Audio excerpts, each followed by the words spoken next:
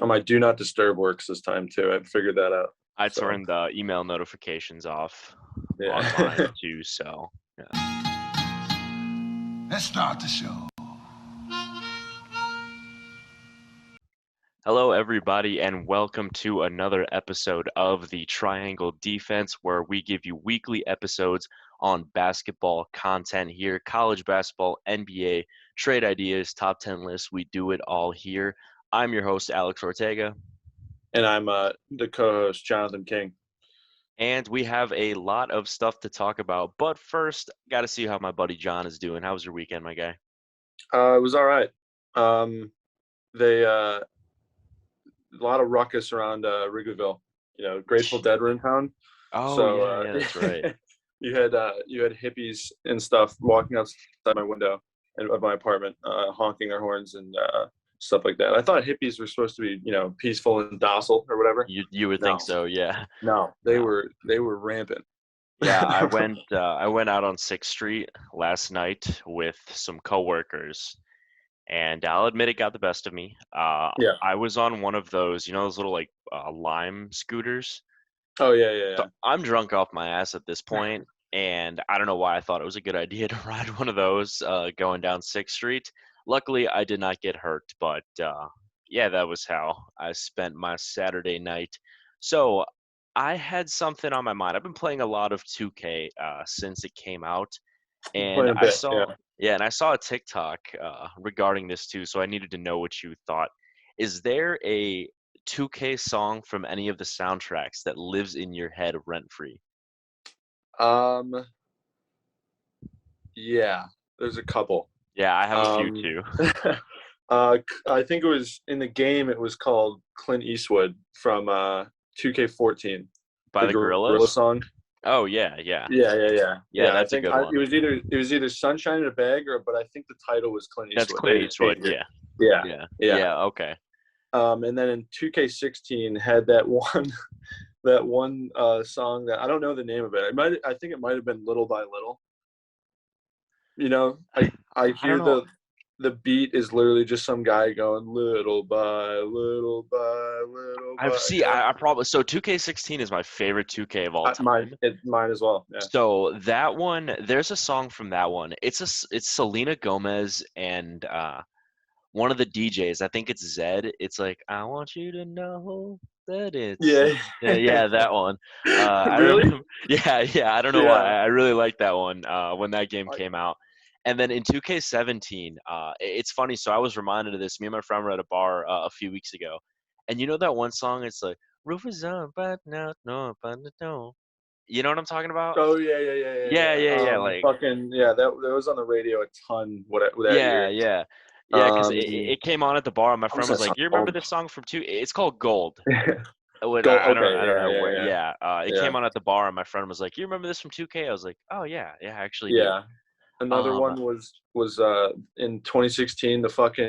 They put in the MGK song about like Cleveland, like on the east side till I die. Yeah, the land or whatever. Yeah, I remember that one. I had a friend one. who was like diehard Cavs fan and just wouldn't shut up. And then like I think Lil Wayne someone made a remix of that song that was like terrible. But yeah, I remember that one. Yeah, that was in the game. Yeah, one from 2K last year or 2 years ago. I didn't like the song. I thought it was bad. I think he's a good rapper. It's by IDK. What's it called? Flash Pass Digital Dash. You know the one I'm thinking of? Yeah. Yeah, that one too. Yeah, I would have that in my stuck in my head for like days, like after playing that. Yeah, there were some ones that were really bad that I had to like turn off. Before it got popular, 2K16 had the Bag Raiders song that became a meme. I don't remember what it's called. It's the dun, dun, dun, dun, dun, dun, dun, dun, Yeah. Okay, yeah. Okay, I remember that one. That was in 2K in like the international section or whatever for like 8 months before it became like a meme on like I don't even TikTok wasn't a thing at that point, like Twitter. Well, I guess it was a meme. It was like people would be like stuff would be like spinning. They It did it to Wesley Johnson when he got like his career ended by James Harden because that was around that time. Yeah, I remember that. Yeah, huh. Turned into Brody Quest. Yeah. Yeah, because I was listening to the soundtrack in this recent game. I like it. It's okay. It's good. I was thinking about this the other day. 2K always has to they have to incorporate like a lot of different songs because like obviously basketball and hip hop go together like better. It's Yeah, such yeah, like a exactly. natural fit. So they have really good modern hip hop songs. They have like like Jack Harlow and stuff like that. But then they also have some Right. old school hip hop songs to the point where like some of them are pretty good, some of them are annoying. They have that Top Billin' song from the 80s that was Yeah, like a hit. yeah. Yeah, which is like I listened to it one time and was like, okay, they're just saying Top Billin' like 80 times in a row for 5 minutes, Right. had to turn it off. But they have some good songs in this soundtrack. I'm a fan. Yeah, Yeah. exactly. Like they follow a really similar format every year. So like Yeah. you said, it's like a lot of like popular like hip hop songs from like Yeah. recently. They'll throw in a few from like the 80s or 90s, like a random. They'll throw a couple DJs in there, Yeah. stuff like that. Yeah, so they follow a really similar format every year. But yeah, I can't complain about this soundtrack. I haven't found any on this one yet that are like stuck in my head. But the more I play, Yeah. I'm sure. I found a couple. Yeah. The Yeah, only I'm thing sure it's it'll missing happen. is for some reason they don't have a Santa Gold song in this game. You Oh remember yeah, they put her in like every single game for some reason? right. Like Yeah, for because like four years in a row, just be Santa right. Gold. Yeah, huh. I didn't even notice that. But Yeah. Yeah. yeah, so if you guys have any 2K soundtracks or songs or whatever that live in your head rent free, please let us know in the comments down below. We've been playing 2K for as A longer than while. I can remember, so Yeah. if you mention a song, I'll be like, oh yeah, I remember. I'll tell you exactly what game it's Yeah. from. We'll But retweet it. We'll show you love. oh We're yeah, begging you. 100%. Yeah. So getting into the first topic for today. This is definitely one that no other NBA YouTube media people have spoken about before. Definitely It's not. Ben Simmons and the 76ers. You guys have been getting beat over the head with this, on all of the YouTube channels and podcasts, but we need to talk about it because it's such a weird situation. I mean, I truly don't see a scenario where Ben doesn't get traded this season. Like honestly, like it I sounds like see a it. couple. We can go into that, but they're a little unorthodox. Well, because it's weird because I mean he said that the relationship wasn't repairable. I mean I cringed when I saw like Embiid and Doc Rivers kind of throw him under the bus because in my head I Yeah. was just like he's gone. Like Sensitive, there's no sensitive way. kid, that Ben Simmons. Well, Not. and that's the other thing too is like I was a really big Ben Simmons guy for a while. Oh yeah. I had old tweets pulled up during that Hawks series. Yeah, they did not age well. Was he Depoy runner up this year? Right. Yeah, yeah, Yeah. exactly. Yeah, Yeah. I Good had player. But yeah, man, just folded so bad in the playoffs. I just haven't seen. frustrating. This is a guy that was getting talked about for James Harden trades, like being the centerpiece of a Yeah. James Harden trade or a Yeah. Bradley Beal trade or any of those trades, and now it's like who knows what his value is at this point. And then he's kind of shooting himself in the foot too, because what did he describe himself as? He said A young a socialite. young socialite. Yeah, so I don't know if that was his direct quote or his agent, which I guess would be he's clutch, right? yeah, he's a clutch guy. Yeah. So I Yeah, don't know. Well, I don't know if it was someone in clutch that said, might have been Rich Paul that said he was a young socialite. I'm not going to throw Simmons under the bus and say he said it, but I think it was yeah. an yeah. But I it's mean, out there. It's out I, there now. He's a young socialite. I can see it, like the Yeah. dating the Jenners and doing all Yeah. the is he a phase guy too? I wouldn't be surprised. I don't know who's in phase these days, but Yeah, no, I yeah. think he is. Yeah, so like he made a trade list of like wanting to go to one of the California teams. He's like I'd be open to getting traded to the Warriors. I'm The like, Warriors, yeah. Ben, you have 4 years left on your deal. Like, you have no leverage in this situation. Like Yeah. when I heard all of that stuff, I was like, I kind of hope they trade you to like Cleveland now or something. But like, yeah, I don't know. I could have It's swore weird. he said it'd be cool with Sacramento, which I guess is close enough to the Bay. I don't know how you much I'd know, want to go to that team, but yeah, yeah. uh, but Shout out Mitch Richmond.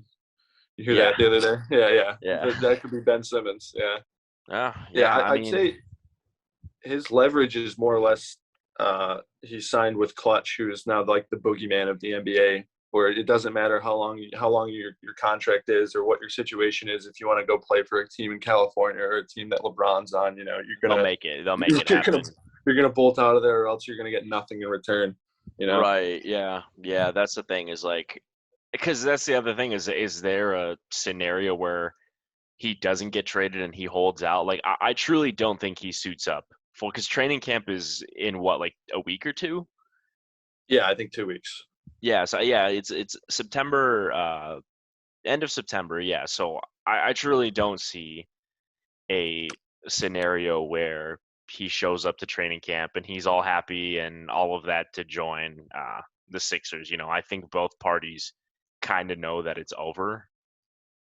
Yeah, I mean, the only thing that Ben Simmons would stand to lose is obviously, he won't be able to play basketball, and he'll lose out on like a couple million in fines, because he'll get, if he sits out the season or whatever under contract, he'll get heavily fined, and if he Yeah, misses he'll training camp, lose he'll a lose lot. millions and stuff like that.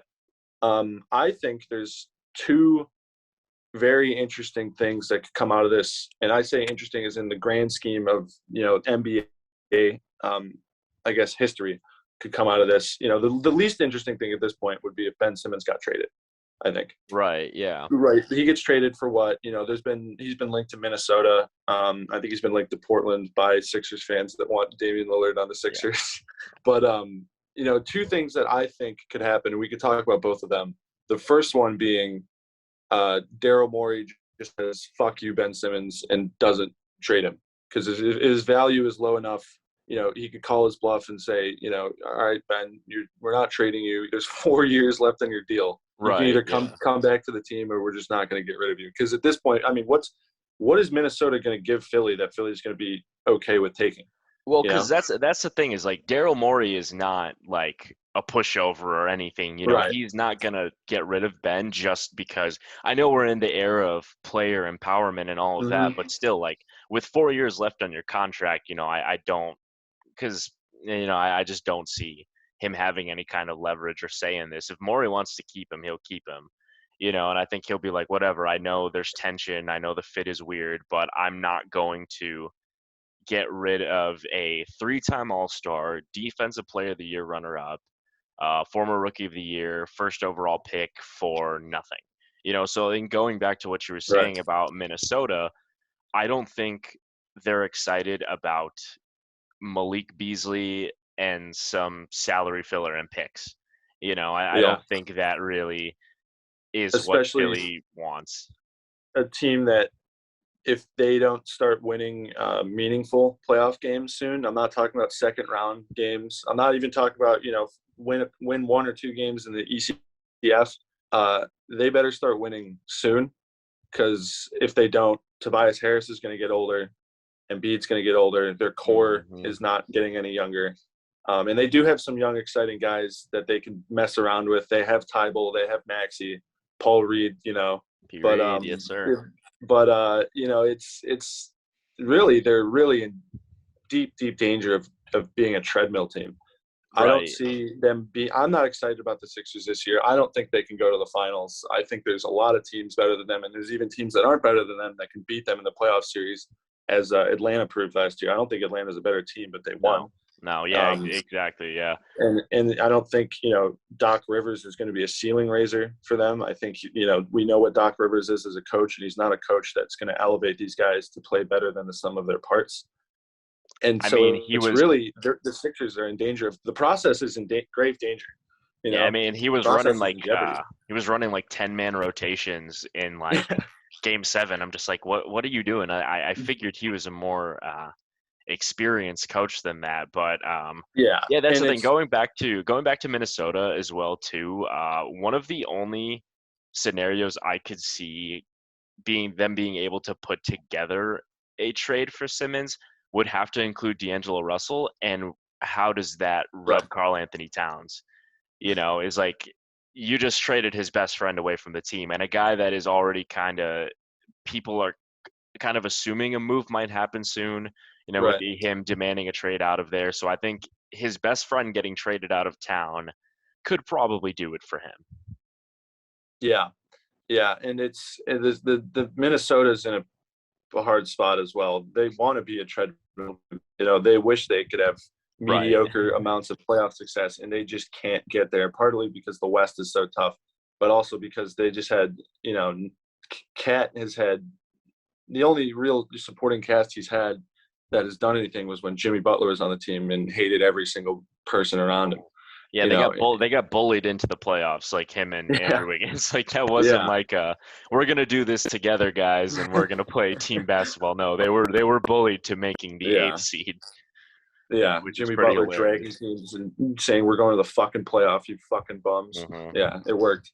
So Um, I truly don't think I know Daryl Morey has been trying to play his cards right, and figure out a like either a Damian Lillard trade or a Bradley Beal trade, but it doesn't seem like that's happening.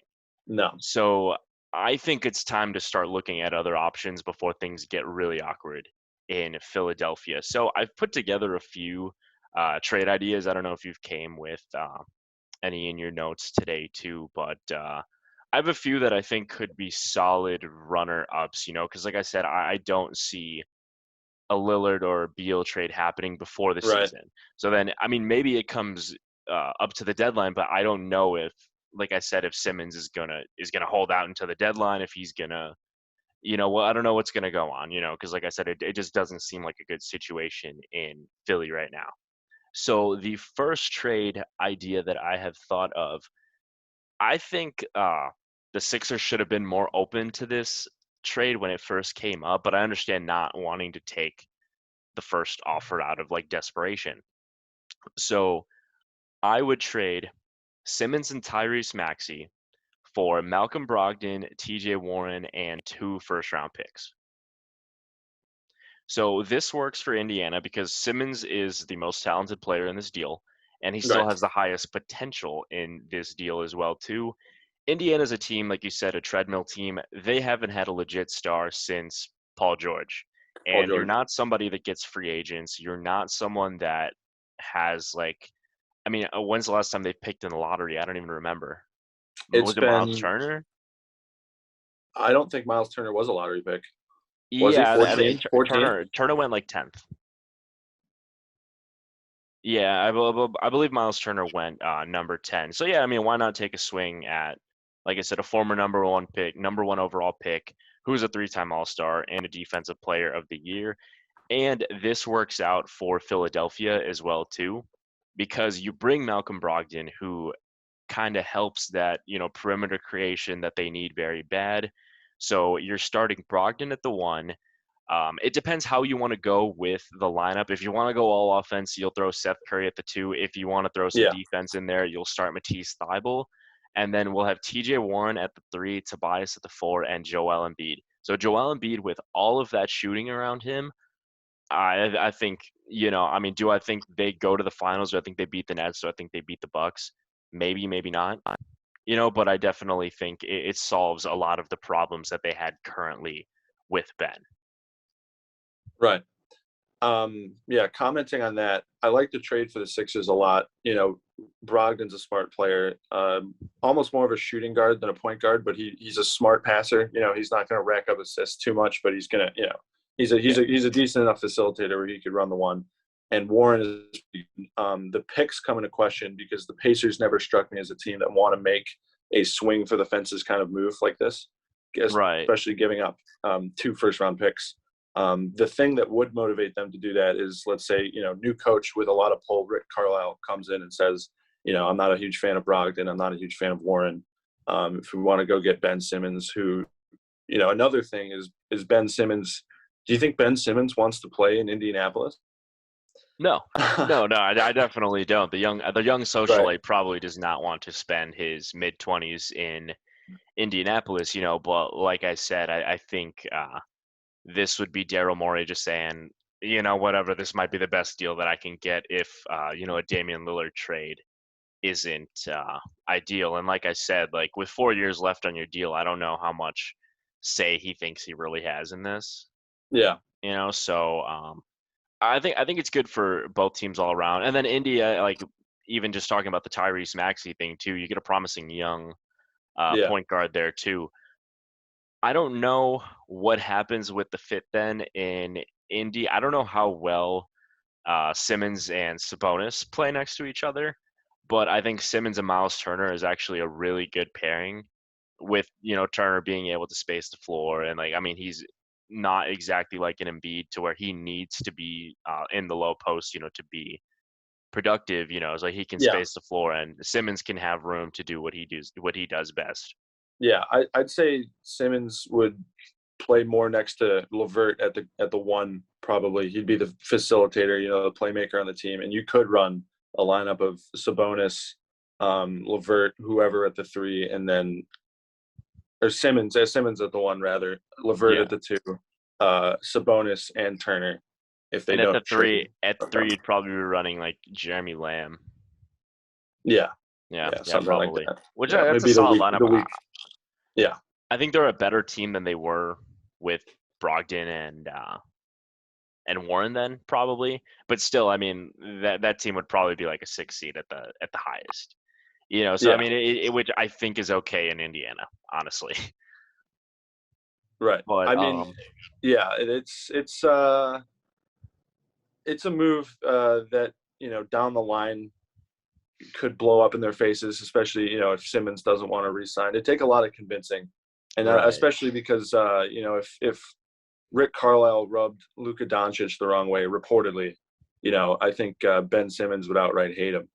Ah, Uh, that's true. Yeah. yeah, and Yeah, true. so it'd be a great move for Philly, Indiana. I think it would make them a better team short term. I think Ben Simmons is obviously a great defensive player in transition. He's one of the best players on offense as well. But I think if they were to do that, they'd really be committing to changing their team as team's identity, which Right. I think they might be open to because they're sort of in a transitional period. I think. Yeah, exactly. Exactly. Yeah. Yeah. And yeah, so I think it could be a solid deal. I think it might be dead though, because I don't know if Indiana will how they'll feel about the Sixers coming back. They're like, actually, let's see what we Yeah. can do about this deal. Yeah. So I don't know how that would all go. But the next trade idea that I do have, this is one that's been talked about a lot as well too. It's Ben Simmons to Portland, not for Damian Hmm. Lillard though. Yeah. So the trade that I got here is CJ McCollum, Robert Covington, and a first for Ben Simmons and Matisse Thybulle. So this helps both teams solve what they're lacking, like very much. So Philly Yeah. desperately needs perimeter creation. CJ McCollum is the perfect guy for that too. Hmm. And you're going to be losing a little bit of you're going to be losing the defense from Ben Simmons, but you get Robert Covington in the deal too, which I mean he's not the lockdown one-on-one guy that he used to be in whatever 2017, 2018, but I mean Right. he's still a really good team defender. So then you're running a starting lineup of Seth Curry, CJ, Robert Covington, Tobias Harris, and Joel Embiid. Right. So you got a bunch of guys that can space the floor, like I said, around Embiid. CJ coming in, he helps with that perimeter creation problem that they desperately needed in the playoffs last season. And then on the Portland side of things too, they were terrible on defense last year. Yeah. Awful on defense. So they'd be running a lineup of Damian Lillard at the one, Matisse Thybulle, Norman Powell, Ben Simmons, and Yusuf Nurkic. The downside of that is the Nurkic fit could become a little bit awkward with Ben Simmons, but they would probably just have to make an additional move for a stretch five. I don't know if there's a move anywhere for like a guy like maybe like Chris Boucher or something like that, somebody that can spread the floor around Simmons. Yeah. I heard. Oh my God. Nah, never mind. Forget it. Hmm. Yeah. I like that move. I think it's really good for Philly. I love the move for Portland for a couple of reasons. The number one being, obviously, you make trades to make your team better. But in this case, Neil Olshey would make that move to save his job Yeah. because I talked about this last year. We talked about this a fair bit. And this honestly might have been the inspiration for a podcast is me being totally enamored with the fact that I guess that Portland is enamored with keeping Neil O'Shea around because he's trying to make this Damian Lillard, CJ McCollum, Nurkic thing work. He's been shuffling the pieces around them, and they've been finishing. They made that one-off Eastern or Western Conference run where they had stood no chance against the Warriors. But other They than got that, swept, yeah. they've been faltering in the playoffs. They've barely been making it in half the time, and when they get there, they collapse. And Because I Lillard want to say can't they've carry that been team. I want to say they've been bounced in the first round like 4 of the last 5 years, I think. 'Cause they lost to Denver in the first Something round like last that. year. They lost to the Lakers, Yeah, and then they had that the Western Conference Finals run where they had no chance. But then the year before that too, the Pelicans beat them in the first round too. So like, I don't yeah, know how many more first round exits you need before you make this would be considered a huge splash, for their front office. yeah, So like you said, it would be a job saving move for them to do yeah. that. And the first thing you Google when you Google Neil O'Shea is an article from RipCityProject.com saying that Portland Trailblazers fans have been clamoring for Neil O'Shea to be fired for the past couple of years, and I Yeah. don't blame them because they're the definition of a treadmill team. And the rumor is that Portland, like Indiana in the East, they're okay with mediocrity. They like playoff success because if Portland historically hasn't been a team, they haven't been in the lottery a whole lot. They try not to be. And if they're not winning titles, that's okay because they're making the playoffs. They're selling tickets. They're Right. making money. And And it's that's the valuable to sad small reality. markets. Yeah, that's the sad reality of a team like Indiana or a team like Portland, where you're going to watch quality basketball more often than a lot of other teams, but you're never going to make that move that'll push people over the fence. And I think Neil O'Shea would get a lot of respect from a lot of NBA fans if he did make that Ben Simmons move, because it would prove, hey, he's willing to try something new. But the fact that he hasn't and has had Lillard and McCollum and Nurkic there for the past couple of years and doesn't see that as a problem, Yeah, um, that's the thing with them is they're always solid. They're always going to make the playoffs, but like oh yeah, the teams at the top of the West aren't scared of them. The Lakers weren't scared of them. The yeah, Clippers aren't scared of them. The Warriors during that span, the championship run, they weren't scared of them. So I think this would definitely be it would be the biggest splash they've made in maybe team history. I don't know. I haven't yeah. heard of too many, big Portland trades or anything like that. But yeah, I think this makes them. Still, do I think they beat the Lakers? Do I think they beat the Suns? Maybe. I don't know. But Maybe I think it would give him a better chance. yeah, exactly. Because like I Yeah, said, they needed defense really bad. So yeah, getting guys like Simmons and Matisse Thybulle would be huge for them. And like Damian Lillard and Ben Simmons on the pick and roll yeah. could be nasty. Like Deadly, deadly. 100%. Like I said, I just think it would be a matter of making another move then to get Nurkic out, just so you don't clog the paint up with Ben Simmons Matisse Thybulle's not a great shooter either. Right. So like I think there would have to be some kind of move for a stretch 5, but between the beginning of the season and the trade deadline, I think I don't think that would be a terribly hard like acquisition. Yeah. Did you say Portland could use a backup stretch 5? Yes. Yeah, I hear Myers Leonard's available. Man, that was crazy that trade Hey, when that what's he happened. up to these days? I don't know. I really have no idea because Yeah, I don't know, man. OKC dropped him. I'm pretty sure, right? Oh yeah, they cut him. They traded for him and then immediately cut him. And I think he's been doing. I don't know. Has he been on Twitch recently? I hope not. I hope not. Yeah. Well, because Yeah. it was hilarious when because he got traded for it was Trevor Ariza, right? Yeah. It was like filler. Yeah. Because It's not a very meaningful it was like a 2028 second round pick. trade. You got And traded for like an 8th grader. And yeah, exactly. So like Trevor Ariza's trade value at this point is a racist and an 8th grader. Like Yeah, no, not even a good 8th grader. It was like a 2nd round pick, so it was like an okay 8th right, grader. yeah. It could be a kid who like hasn't picked up a basketball yet from like. Yeah, exactly. Exactly. But Yeah. speaking of trades and trade ideas, I know we just talked about one of the most talked about trade ideas of this entire offseason. But we have a list right here. We have a few kind of more underrated trades that people aren't talking about, whether they're just not super exciting players or they're not on super exciting teams or anything like that. But we have a list of a few players who, like I said, have fallen under the radar in this offseason that we think could get moved. So the first one being a teammate of our first podcast episode. We talked about John Wall in the last one. We're going to talk about his teammate, Eric Gordon, who I really think has fallen majorly under the radar. A lot of it being due to, I think he only played 63 games the last 2 seasons. So he's had some major injury issues over the last few years. But when he is healthy, he is productive. In those games that he did play, he averaged just under 18 points per game. So I think that could be very helpful to any team looking to be a serious contender.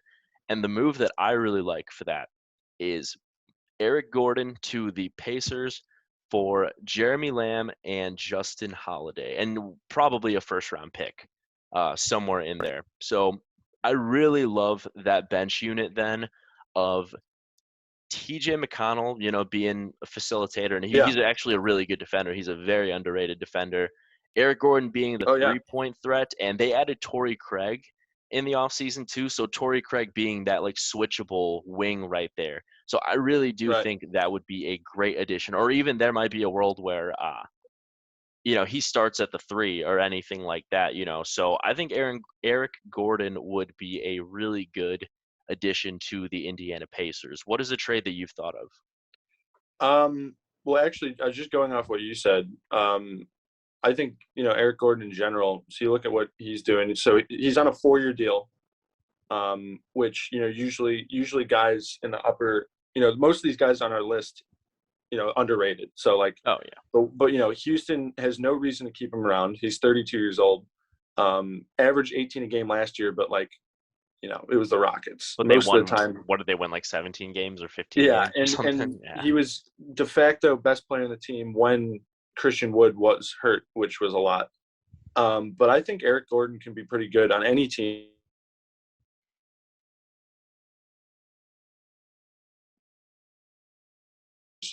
And he would come off the bench, and his only job was to just shoot. Right. And, I think Eric Gordon's fallen off of it recently. 33% only from 3 last year. Not a threat like he was when the Rockets were vying for, contending with the Warriors. But he could definitely come off the bench, and it's just instant offense. That's all it is. He could plug into any starting role and be a guy there, or he could come off the bench and just shoot the lights out. Yeah, exactly. Yeah. Exactly. Yeah. So I think that would be good for, both parties. Like, I mean, Jeremy Lamb and Justin Holiday wouldn't have much purpose over in Houston. Those are guys that might get traded at the deadline then too. But I mean, the real, like, what Houston wants out of it is a first round pick, which they would get for Eric Gordon at this point. Like I said, I think he would be a really good, valuable piece to a contender. Yeah, I think that's one guy that a lot of people probably just forgot about because, I mean, he hasn't really played a lot over the last 2 years. And moving on to the next player, it's one of his teammates. I think there's a possibility Christian Wood gets traded as well too. So, I mean, Wood has been one of the biggest breakout stars over the last few seasons.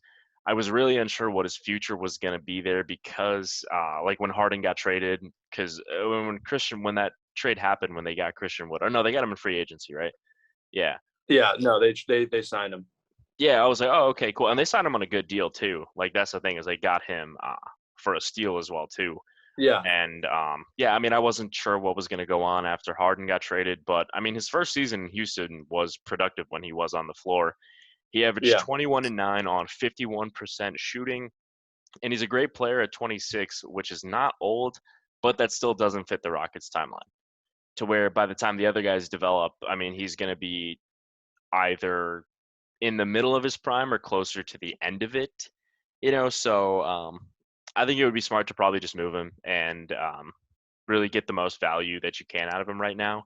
So a trade that I put together is Christian Wood to the Charlotte Hornets for Mason Plumlee to make the money work and the walking L himself, PJ Washington. and you're going to get a first and a second out of that too. Right. So I really love this one for Charlotte. They've been looking for a good center since, Al Jefferson?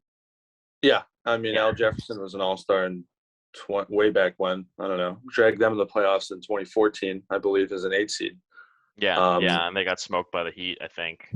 Yeah, The they got Pacers, swept, I I think. think so. Yeah, Um, yeah, Wood's an interesting case. He's one of those guys. Every now and then, someone comes by that's undrafted, a bit of a late bloomer or whatever, and just works their ass off. And on the Pistons, that was pretty evident. He's 26 years old, which but really he's got it going the last couple of years. And on Detroit, when he was sort of a backup guy, he did average 13 and 6. Last year he went off, was probably the Rockets' best player, definitely the most talented, averaged 20 a game when he was on the floor. right. And he's a great shooter too. He can stretch the Yeah. floor, good defender. And any team in the NBA is going to be looking for that. And a guy like Christian Wood on the Hornets would be money with LaMelo Ball. Oh yeah, you're running a lineup of LaMelo, Terry Rozier, Gordon Hayward, Miles Bridges, and Christian Wood. So like you Yeah, said, Christian Wood can space the floor, and he's a serious lob threat too yeah, to yeah, LaMelo. So you got Miles Bridges and Christian Wood catching lobs from LaMelo. That's money. I think that team, they could speed this rebuild up, and I see their peak being like a 6 to an 8 seed. But that's just for right now. That's just the first season that they get all those guys yeah, together. But I think in the future, that team could be something serious. Like I said, Christian Wood's 26, so he's still young, and his prime could still kind of catch some of these other guys. Like LaMelo, Terry Rozier. I mean, Gordon Hayward's prime will be long gone by then. But right, still, he could be a productive player as well yeah, too. So yeah, I think that would be a great move for Charlotte, and like I said, Houston would get a pretty solid value out of that as well too. You get right. PJ Washington, who's a solid young player. Mason Plumlee is a decent backup big, and you Hmm. get a first and a second out of a guy that was undrafted, who you Yeah, don't have on a crazy big contract. right. And I think Charlotte barely missed the playoffs last year. I think towards the beginning of the season when they saw what LaMelo could do and Rozier continuing to be the player that he was 2 seasons ago, they had their hopes set on like the 7th seed, the 8th seed, Right. and just missed out on that.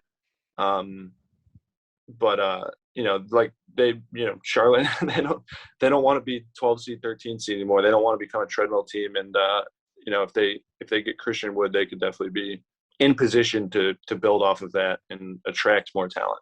Right. I think that would truly be like a really good sign for Charlotte and for other people to know, that this team is not going to just be content with, Yeah, just 8 seeds or yeah, whatever, be just getting into the play-in tournament. So I think a move for Christian would be in their best interest. And this next player that I have right here is on a team that stinks, so he has fallen under the radar. It's Terrence Ross. Whenever the Magic kind of cleaned house last year, they traded Vucevic, Aaron Gordon, Evan Fournier. I thought a Terrence Ross move was going to happen any minute after all of those reports came out, but they kind of hung on to him. So Ross averaged a career best 15 points per game the past season, and there's some teams that could definitely use him more than Orlando right now. yeah. So a trade that I put together is Terrence Ross to the Memphis Grizzlies for Brandon Clark, Tyus Jones, and a first-round pick. So Okay. Tyus Jones is an expiring deal, and he makes the money work. Brandon Clark is a solid young player. Yeah, I actually really like him, and you get a first out of Terrence Ross. So Memphis is a team who surprised a lot of people these last 2 seasons. I mean, Ja's rookie season, I don't think anybody expected them to make the play-in game or to be solid like that. That's another one that team that kind of hit the fast forward on the rebuild, and they said, I mean, why wait? Why stink it up? Why not be good now? yeah, So, yeah, um, watching that series against the Jazz, there were two things that they really, really needed, and it was veteran leadership and bench scoring. What does Terrence Ross bring? yeah, Veteran leadership and bench scoring. I think yeah, it'd be a great move for them. Like I said, I think that's a team that kind of has realized we don't have to suck right now. We can be solid, we can compete, and a move for Terrence Ross is gonna just make them even better than that too. yeah. And I think it fills the void. I think an underrated thing that they might have screwed up was trading away Jonas Valanciunas. He was arguably their best player in the playoffs last year. Yeah. He's basically just, he's like a bull when he gets down the post. He can really just bully anyone. And I think, if what Steven Adams does is not, he's not a scoring threat. He's going to be there to enforce, and he has leadership or whatever. But Terence Ross could be the slack picker upper for Jonas Valanciunas, which I think they might need when you get into February, March, those dog days of the NBA season. Exactly, like I said, is like they need bench scoring desperately. They were struggling so hard in that Jazz series, having anybody put the ball in the basket off the bench. So Ross, he definitely fixes that. He could probably give them a solid 12 to 15 points off the Yeah, bench. And yeah, if you do that nightly, you're going to be money. So yeah, I think that would be a really valuable move for Memphis. Like I said, I don't think. I mean, that Jonas Valanciunas move, that was them looking into the future. But I think right. over the last 2 seasons, they've kind of looked and saw that, like, hey, we don't have to suck. We have a lot of solid guys. We have a good young core. Ja Morant, Jaren Jackson Jr. when he's healthy. Mm-hmm. Well, Brandon Clark will be getting moved in this one. But like Kyle Anderson, Dylan Yeah, Brooks, one of those guys. They have a solid young core. Steven Adams is a good veteran as well, too. I think a move for Terence Ross kind of excels them. They would still probably be within that 7 to 8 seed, but that's yeah, good for a team that probably didn't think they were sniffing the playoffs for like 5 years. yeah. And I think I mean, the Grizzlies really all depend on Ja's development. If he can develop into a superstar playmaker next year, which he could, he very much was that guy at flashes this year. If he can do that consistently next year, it'll elevate everyone on the team. Oh And yeah, to be honest, I think that Orlando would be happy to get Clark in a couple seconds rather than a first. They might not even have to give up the first to just get Ross off the books and get a nice guy like Brandon Clark. right. And then you get the expiring deal with Tyus Jones too. I want to say he makes Yeah, maybe like 10 mil. So they'd be off those books in a year's time as well yeah, too. Yeah, but yeah, no, I think that would be a solid move for both parties right there. And then yeah, moving on to Terrence Ross's teammate right here too, it's Markelle Fultz. You know, I don't know who has had a more unfortunate beginning to their career than Markelle Fultz. Former number one overall pick. He had a lot of weird stuff at the beginning of his career with the shooting thing and the injuries and all of that stuff, and it really set him back. I liked him a lot out of college, and I thought he had a ton of potential. I loved him going to Philly, but obviously that didn't work out. But he was looking pretty decent in Orlando. Yes, last year he was averaging 13, 5, and 3 in 8 games before he went down with injury. So if he plays at that same level, I think he would be a great addition to the Dallas Mavericks. yeah, So the move would be for Dwight Powell, Trey Burke, and a first round pick. So on Orlando's side of things, this cements Cole Anthony and Jalen Suggs as their backcourt of the future, which I think was pretty evident. I don't know. I kind of always thought Markelle was the odd guy out because yeah, they knew what they definitely. were going to get from Markelle, but they didn't take Cole with what did they pick him with, the 10th pick or something? Or I don't know. I think he was a lottery guy. I'm pretty sure. I don't think he was a 10th pick, but It was Cole. I want to say it was 17th. I can look it up right now. okay, yeah. And then, But he but I was mean, back there. they took Jalen Suggs with the number 5 pick.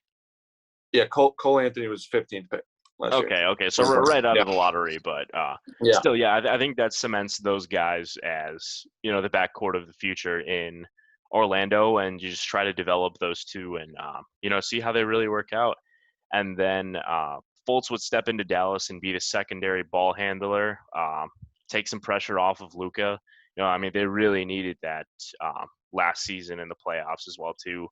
And they had another really issue with perimeter shot creation too. It was just Luka. I mean, Kristaps yeah, Porzingis wasn't creating any shots for anybody. So Fultz would really bring both of that to Dallas, and I don't think this solves all of Dallas's problems. I don't think this makes them take a huge leap, but I think it's showing Luka that, hey, we're going to try to make some kind of move. right. And I also think that they can get Markelle Fultz for much less than a first round pick. they would be getting, what are they getting with Markelle Fultz? Good playmaking. They're getting interior scoring because he can't shoot from three. 25% from three last year. It's just not part of his game. His game is No. not a typical guard's game. He is a little bit bigger as a guard, and that'll help on defense. But it will take some ball handling pressure off of Luka.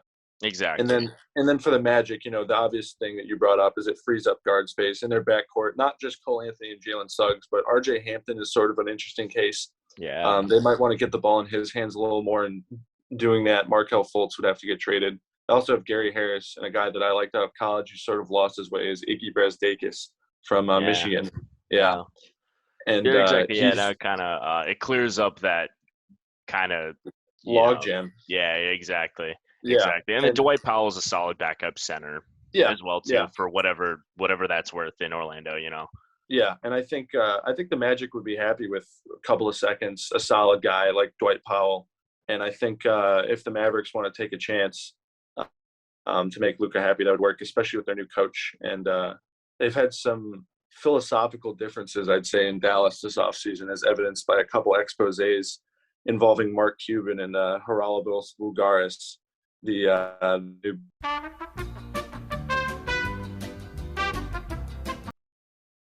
All right, sorry about that. Quick technical difficulties right there. We're all good now. But yeah, I mean, we just talked about Markelle Fultz right there and the move with him to Dallas. I think it's good for both parties. And moving on to the next player, I think Miles Turner is going to get moved. Miles Turner is a player who some could say has had an underwhelming career. Maybe he hasn't performed at the level that some people have expected of him or anything like that. But nonetheless, he has been a really solid player, and his defense and floor spacing ability could be valuable to any contending team right now.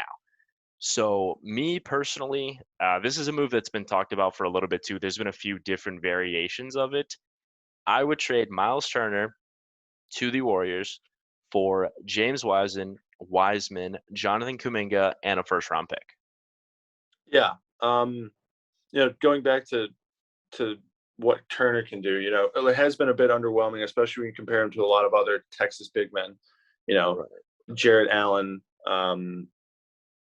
LaMarcus Aldridge. The past couple of years, the past decade has really been nonstop Texas big men coming into the NBA. But another thing, I think he's going to get traded. It's been in the works for the past couple of years. I'm not sure if the Pacers front office really is a big fan of Miles Turner. And now that Rick Carlisle's there, he'll have a lot of pull. I'm not sure Rick Carlisle is going to be a big fan of him because he can't stay on the floor. Right. But when he is, yeah. And there's so many advanced stats too that show how the Pacers are better when you don't have Sabonis and Miles Turner on the floor at the same time. Right. And I mean, it's pretty clear Sabonis is a better player. So yeah. I mean, they're going to move Miles Turner. It's an awkward fit. It's always been an awkward fit since day one. Yeah. So and I go ahead. Yeah, I think there's an outside chance that Sabonis gets traded actually, but it's sort of definitely an outside shot. It's much easier to move Turner than it is your all-star player. Yeah, exactly. But when Turner is on the floor, he does some cool stuff. People like the idea of Miles Turner better than Miles Turner. Right. When he's on the floor, he can space the floor. He can go inside every now and then. Not a very strong rebounder, but when he was on the floor for 47 games, he led the league in blocks per game, 3.5. Yeah, no, I mean, he's a great rim protector. Yeah. So on the Pacers side of things, it clears up the awkward fit with Sabonis, and it brings some youth to the team. Yeah. Honestly, I didn't think James Wiseman was that great last season, but underwhelming. That was kind of the. I mean, I don't know what people expected. I mean, he was a rookie. He was supposed to be raw. He played 3 games in college at Memphis. Yeah, and so he's basically a high school kid coming out, and he's 19, one of the youngest players in the league, and he was playing in a system with the Warriors where, certain things are expected of Warriors big men, and that involves setting screens for Steph whenever he's running around. You have to improvise pretty well. You have to get out of his way. When stuff like that happens, you have to be really, really, you have to know what you're doing in the pick and roll, both offensively and defensively. And he just didn't have it. Exactly. Yeah. And then Jonathan Kaminga too. He showed in summer league that, I mean, he's a bucket, but the Warriors don't have a need for these 20-year-old kids on their team Yeah. right now. They have a very small window still of being a Uh-huh. championship team. And I think that means getting aggressive and realizing, a guy like Miles Turner would be more valuable for the right now than, whatever Jonathan Kaminga or James Wiseman could become in the future. Because when you have a generational guy like Steph, and when you have one of the best sidekicks ever in Klay Thompson, let's say, I mean, he comes back fully healthy, you have to capitalize on that. So then they're running a lineup of Steph, Klay, who hopefully is 100%, Andrew Right. Wiggins coming off the best season of his career. He impressed me, how much he has developed as a defender and actually, being a solid scorer as well too this season. Draymond gonna do Draymond things. I mean, he's not really worth shit on offense anymore, but he still brings defense, leadership, intensity, all of that. And then Miles Yeah. Turner protecting the rim and being able to space the floor the way that he does. I think that makes the Warriors serious contenders. Yeah, it's when you say it like that, that starting lineup should remind everyone of the 2016 team, probably an improved version, because Andrew Wiggins would play the Harrison Barnes role, Right. where in 2016 Harrison Barnes was dog water, couldn't hit a Oh shot, God, he was so bad in the just finals. terrible. And if in the finals, especially if Harrison Barnes makes, I don't know, 5 more shots, a little bit more respectable. LeBron doesn't play free safety. Maybe LeBron doesn't get a chase down block in Iguodala, and the Warriors definitely win that series if Harrison And Barnes is a little bit better. yeah, I was gonna say Steph is a 4-time champ if Yeah. Harrison Barnes played a little bit better. But yeah, he was. Yeah. I saw it on Twitter actually. It was like his low lights from that series. He was god awful. They were bad. Yeah. His lowlights were very low, lower than probably any player in NBA history has had when you give the stakes and the stage. Oh yeah. Underrated butterfly effect from that is probably Durant isn't coerced by Draymond Green to come to the Warriors because they would win. They wouldn't need Yeah. him. But enough about that. Moving down the line, comparing them, and the Warriors should be getting back to 2016. They should Bob Myers should be looking at the team and saying, okay, well, we won 73 games and we almost won the title. What made our roster so great? And part of that was Andrew Bogut's rim protection and what Andrew Yeah. Bogut brought in 2016. Andrew Bogut obviously didn't need him to score, but what he brought on defense was sort of an enforcer role, intensity, and he was a big enough body around the rim where people didn't, would think twice about going inside on him. People are definitely going to think twice about going inside on Miles Turner, who can rack up the blocks. And on offense, he's going to be the guy that's going to be in the pick and roll with Steph a lot, and he's going to have to set screens for both Klay and Curry a lot. He's going to have to get those moving screens that the Warriors are famous for. So then you have Andrew Wiggins playing the Harrison Barnes role better than Harrison Barnes. Yeah. And Miles Turner bringing the Andrew Bogut role, but being able to actually space the floor around the rest of those guys. I mean, that team won 73 games.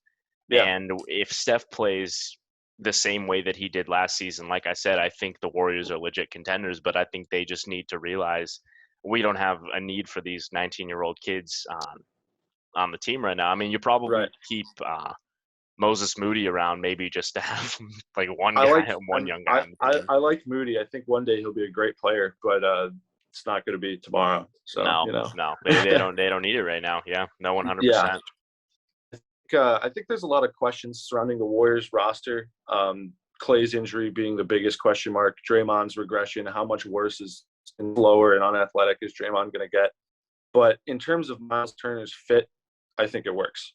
I think it's a move that they want to make. Yeah, 100%. I think it's good for both parties. Like I said, the Pacers get a little bit younger, but it's a team that I haven't seen a real rebuild from them in our entire lifetime. No. The Pacers have never been truly like terrible. No, they've always kind of just, they don't want to be. Yeah, because Yeah. Indianapolis, they can't afford that in Indianapolis. If people don't go to the games, teams moving out of Indy. So I think it adds a little bit of youth to the squad. Wiseman has some upside. I really didn't think he was great last season, but there was a lot of weird stuff going on. Yeah, and he's 20 or whatever. Yeah, and he's 20 years he old. might even still be 19. He's a kid. Yeah, and right. last year was basically like you could think of it as accelerated college season. He's learning a lot of shit on the fly. He's learning how to be a teammate to a team that's trying to win. I mean, trying to win a title last year. Obviously, we don't know about their goals internally, but Steph Curry did not come into last season thinking, we'll get in the playoffs as an 8th seed and try to win like a game or a series. It was so with great expectations. He's trying to learn shit on the fly. Never really went to college, so he didn't have that benefit of sort of learning his game and ratcheting up the competition. Because when you get in the NBA, there's guys stronger than you, faster than you, smarter than you, and you better be well equipped to handle all of that. And he just wasn't. I mean, he was a raw prospect. That's what he's built at. But under Rick Carlisle, 4 years of Rick Carlisle for James Wiseman, that could be a top 15, top 20 player. Right. Really. Yeah. 100%. Be a monster.